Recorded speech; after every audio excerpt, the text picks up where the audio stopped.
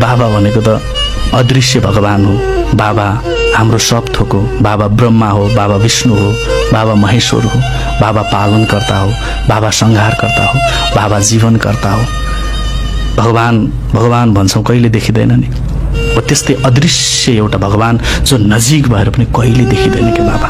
बाबाका गुणगान अलि कमै गाइन्छ नि यो समाजमा, तर एउटा कुरा आमाको धेरै गुणगान गाउँछ मान्छेले। आमाको सङ्घर्ष, आमाको आँसु, आमाले बनाएर खुवाएको, आमाले चुठाइदिएको, आमाले कपडा धोइदिएको, सबै कुरा गर्छ, तर बाबाको कुरा गर्दैन।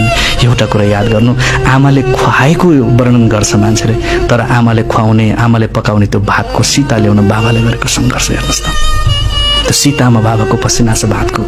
हामीले मोबाइलमा खेलाउने यो मोबाइलको स्क्रिनमा बाबाको पसिना छ। हामीले लगाउने यो कपडाहरूको धागोमा बाबाको पसिना छ। हामीले स्कुलमा फिर्ने फिसहरूमा फिसमा बाबाको पसिना छ। बाबाको त्याग छ।